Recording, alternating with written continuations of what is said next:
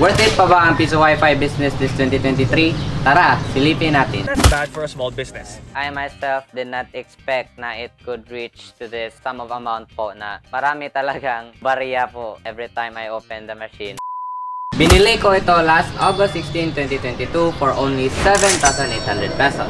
Sa 7,800 pesos, included na yung Wi-Fi vendor machine, TP-Link antenna, free tarpaulin at dalawang UTP cable. Since wala akong Wi-Fi dito sa amin, I decided na mag P2P Wi-Fi system na lang ako. Dito muna tayo kasi maingay sa labas. For those of you who don't know ano yung P2P Wi-Fi system, basically nanghiram ka ng Wi-Fi galing sa ibang bahay na malapit lang sa'yo. So bumili ako ng dalawang ganito. Ito po ay isang Comfast P2P system. You need 2 of these para 1 sa bahay nyo and 1 sa ibang bahay. So para sa dalawang Comfast, bumili ako ng dalawa ito and then I bought 2 UTP cables and nagtotal po yan ng 4,070 pesos. In total, I spent 11,870 pesos, but if meron naman kayong Wi-Fi sa bahay nyo, then you only need to spend 7,800 pesos para sa Wi-Fi vendor machine set. When it comes to electricity cost, nasa 50 to 100 pesos lang yung kailangan dito kasi yung components niya is 12 volts, 5 volts lang. So, even though naka-on ito ng 24/7, nasa 50 to 100 pesos lang talaga yung electricity cost dito. Meaning to say, hindi po siya malakas sa kuryente. In fact, yung electricity bill namin dito is nasa 88 pesos lang for the month of September 2023 and always po ito siya naka-on, but yung ibang appliances naman dito is naka-off siya kasi madalas lang kami umuwi dito sa probinsya. So, regardless, always po ito naka-on. So, basically, 7,800 pesos sa Piso Wi-Fi vendor machine, 4,070 pesos para sa Wi-Fi system namin, and then lastly, meron tayong 50 to 100 pesos para sa ating electricity cost dito sa Piso Wi-Fi vendor machine natin. So, yung next question natin dito is, magkano yung Wi-Fi bill natin? So, yung P2P Wi-Fi system ko ay galing sa friend ko lang, and yung hiningi niya is only 800 pesos per month para sa P2P Wi-Fi system ko. Ang tanong, how long does it take para makabawi tayo? The answer is, it really depends on your location. Malapit pa kayo sa paaralan? Meron ba kayong mga tambay dyan? Ganyan. In my case, it only took 7 months para mabawi ko yung 11,870 pesos ko.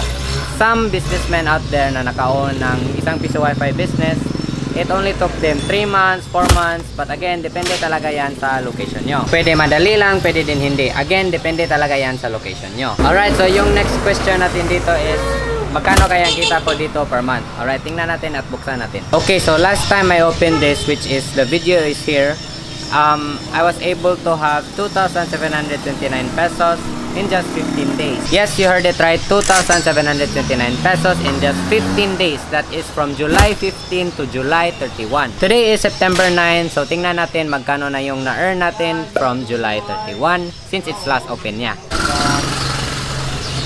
Lock number 1. Lock number 2.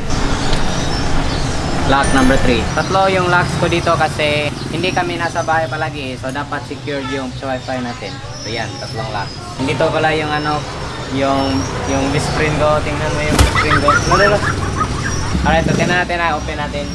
Alright guys, so buksan natin. Medyo mabigat na talaga siya kasi ilang days, ilang weeks na po ito hindi na open. Yan.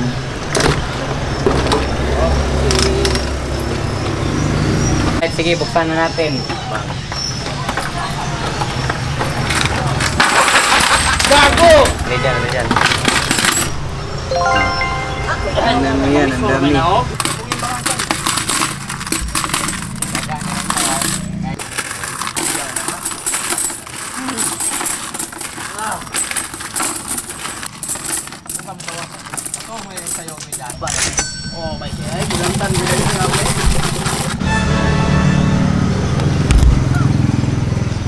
So yan guys, as you can see, marami tayong na-collect and now it is time to count them all up.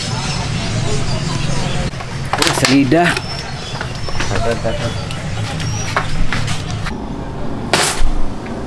Alright, so kita nyo guys, ang daming coins dito. So this is from July 31 hanggang September 9. So bilangin muna namin ito and then we will show kung ano yung na-earn natin. Ang bigat niya guys, parang 6 kilo sa atay ito. Ang dami niya. So bilangin muna namin. Alright, so as you can see here, we're counting up the 1 peso coins, 5 peso coins, and 10 peso coins. A lot of people think na Piso Wi-Fi vending machines only accept 1 peso coins, but of course that is not true. It accepts 1, 5, and 10 peso coins. So we are counting here. There are 3 of us kasi marami talagang coins, and of course I need help counting them, segregating them, and then taping them. Our style of counting these are we separate the 1 pesos, 5 pesos, and 10 peso coins, and then we count them up by 100 pesos per stack, and then we tape them up. So as you can see, we have finished counting all of them, and then we ended up with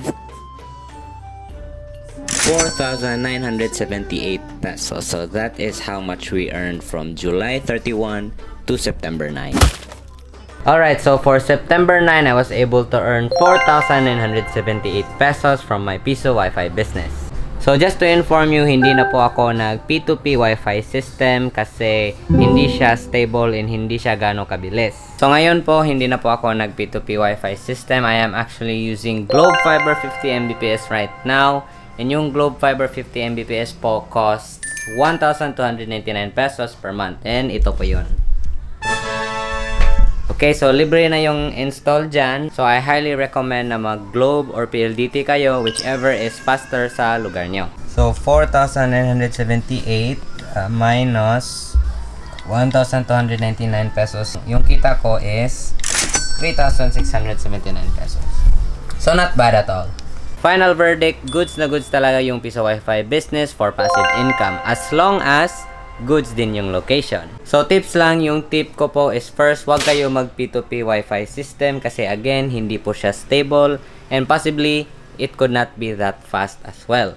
Tip number 2, as you have seen kanina, I have a lot of locks because I want it to be secured. So sa mga business owners dyan na gusto mag-Piso Wi-Fi business, I strongly recommend na maglagay kayo ng maraming padlocks for your Piso Wi-Fi business to be secure. That's it for this video. If you have any questions, let me know in the comment section. Don't forget to like, share, and subscribe, and I'll see you guys on the next video. Remember, make every grind count.